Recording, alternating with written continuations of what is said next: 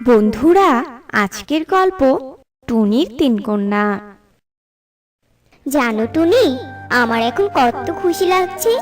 আর কদিন পরে তোমার এই সুন্দর সুন্দর ডিম দুটো থেকে দুটো নাদুস নুদুস ছেলে ছানা বের হবে, আর আমাকে বাবা বাবা বলে ডাকবে। হ্যাঁ গো টোনা, আমিও তো ডিম দুটো দিয়ে অনেক খুশি।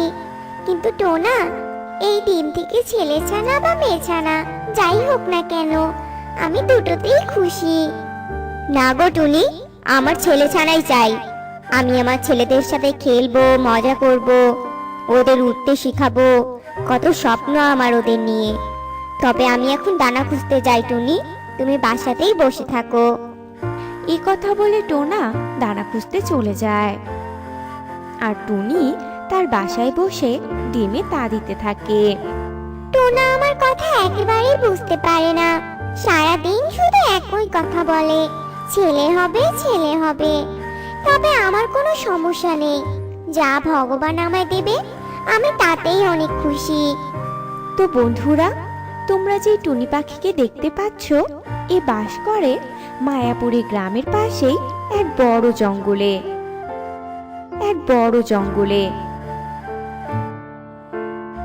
টুনি পাখি দুটি ডিম দিয়েছে, কিন্তু টোনার আশা যে তার ছেলেই হবে। আর ছেলের জন্য টোনা সব সময় টুনির যত্ন করত। টুনি বোন, শুনলাম আর কদিন পরেই নাকি তোমার ডিম ফুটে দুটো সুন্দর সুন্দর ছেলে ছানা বের হবে। টোনা তো এই কথা বনের সব পাখিদের বলে বেরিয়েছে। হ্যাঁ গো, আমার ডিম থেকে আর কদিন বাদে ছানা হবে। তবে আমি টোনাকে নিয়ে অনেক চিন্তায় আছি। টোনা তো ছেলে ছেলে করে আমার মাথা খাচ্ছে। কি যে করব ভেবেই পাচ্ছি না। ওসব নিয়ে একদম ভেবো না টুনি, তবে সাবধানে থেকো কেমন। আমরা তবে টুনি আসি। এ কথা বলে মিষ্টি টিয়ে আর সুখী পায়রা সেখান থেকে চলে যায়। আর এভাবে কয়েকদিন কাটার পর টুনির ডিম ফুটে সুন্দর সুন্দর দুটি মেয়ে ছানা বের হয়। যা দেখে টুনি অনেক খুশি থাকলেও টোনা মেয়ে ছানা দেখে অনেক রেগে যায়। এ কি টুনি, আমি কত আশা করেছিলাম যে ছেলে ছানা হবে, আর এখন তো দেখছি দুটোই মেয়ে ছানা হয়েছে। মেয়ে ছানা আমার মোটেও পছন্দ না। ছেলে হলে আমার সংসারের হালটা ধরতো, কিন্তু এরা তো মেয়ে, এদের দিয়ে আমি কি করব বলো তো? টোনা, তুমি কি বলছো এসব বলো তো? তুমি নিজের বাবা হয়ে এমন কথা বলতে পারছো? যাও, এখন আর কথা না বাড়িয়ে দানা খুঁজে আনো তো, আমার যে অনেক খিদে পেয়েছে। যাচ্ছি টুনি। তবে টুনি, তোমার এই মেয়ে ছানারা বড় হয়ে আমাকে যেন বাবা বলে না ডাকে, নইলে কিন্তু আমি ওদের অনেক মারবো বলে দিলাম। এইসব কথা বলে টোনা রেগে দানা খুঁজতে চলে যায়। টোনার কথা শুনে টুনির অনেক মন খারাপ হয়, কিন্তু কোনো উপায় নেই বলে টুনি চুপ করে বসে ছানাদের আগলে রাখতো। এভাবেই কয়েকদিন কেটে যায়। টুনির ছানারা এখন কথা বলতে শিখে গেছে। বাবা বাবা, আমাদের না বাইরে যেতে খুব ইচ্ছে করে। তুমি আমাদের দু বোনকে একটু বাইরে ঘুরতে নিয়ে যাবে বাবা? কি, তুই আমাকে বাবা বললি? আচ্ছা টুনি, তোকে না সেদিন বললাম, সেটা তোর কি মাথায় নেই নাকি? এই বাচ্চা আমাকে বাবা বলে ডাকছে কেন? প্রথমবার দেখে তোর ছানাকে আমি কিছু বললাম না, বুঝেছিস? কিন্তু এর পরের বার যদি আমাকে বাবা বলে ডাকে, আমি কিন্তু বাসা থেকে বের করে দিব। এ কথা বলে টোনা বাসা থেকে বাইরে চলে যায়। মা মা, বাবা আমাদের সাথে সব সময় কেন এমন করে বলো তো? মনে হয় আমরা বাবা নিজের মেয়েই না। এমন কিছুই না রে মা, তোরা বাবার কথা কিছু মনে করিস না কেমন?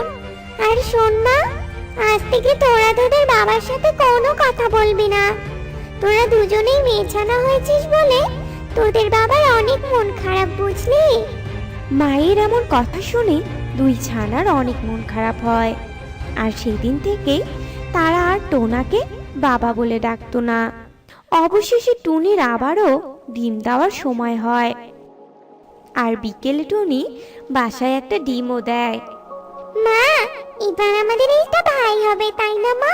তখন বাবা খুশি হবে। হ্যাঁ রে মা, আমারও মনে হয় এই ডিম থেকে একটা ছেলে ছানা বের হবে। অবশেষে তোদের বাবার স্বপ্নটা সত্যি হবে সোনা। টুনি আর ছানারা যখন এসব কথা বলছিল তখনই সেখানে টোনা চলে আসে। সে কি গো, তুমি আবারও দেখছি ডিম দিয়েছো। জানো আমার যে কি খুশি লাগছে এই ডিমটা দেখে। এবার এই ডিম ফুটে আমার একটা ছেলে ছানা বের হবে। আর এবার আমার ছেলে হলে আমি বনের সব পাখিদের নিমন্ত্রণ করে খাওয়াবো। টোনার এমন হাসি মুখ দেখে টুনিও অনেক খুশি হয় আর মনের আনন্দে সেই ডিমে তা দিতে থাকে। এভাবেই কয়েকদিন কেটে যায়। অবশেষে টুনির এই ডিমটা থেকেও একটা মেয়ে ছানা বের হয়। টুনি, আমি ভেবেছিলাম তোমার এই ডিম ফুটে ছেলে ছানা হবে, কিন্তু আবারও তুই কিনা মেয়ের জন্ম দিলি। আমি তোর এই 3 মেয়ের মুখ কিছুতেই দেখতে চাই না। তাই বলছি তুই এক্ষুনি এই শয়তান 3 ছানাকে নিয়ে আমার বাড়ি থেকে বের হয়ে যা। না টোনা, তুমি আমাকে বাসা থেকে তাড়িয়ে দিও না। আমি এখন এই 3 ছানাকে নিয়ে কোথায় যাব বলো তো? এভাবে টুনি অনেক কাকুতি মিনতি করলেও টোনা তার কোনো কথাই শোনে না। তখন টুনি তার 3 কন্যাকে নিয়ে বাসা থেকে বেরিয়ে যায়। আর পথে বাকি সব পাখিদের সাথে তাদের দেখা হয়। আর টুনি টোনার ব্যাপারে সব কথা তাদের খুলে বলে। জানি না বাপু, টোনার এত কিসের রাগ? কই, আমারও তো 3 মেয়ে। আমার স্বামী তো আমার সাথে এমন করে না। তবে যাই হোক টুনি, তুমি দেখো কোথাও একটা ভালোবাসা বানাতে পারো কিনা। তাই যাই গো কোকিল বোন, আমার জন্য প্রার্থনা করো। মেয়ে 3টিকে নিয়ে যে কোথায় যাব? এরপর টুনি তার 3 কন্যাকে নিয়ে সেখান থেকে চলে যায় আর একটা বড় গাছে বাসা বানায় আর সেখানেই থাকতে শুরু করে। এভাবে বেশ কয়েক মাস কেটে যায়। এদিকে একদিন টোনা দানা খুঁজতে যাচ্ছিল।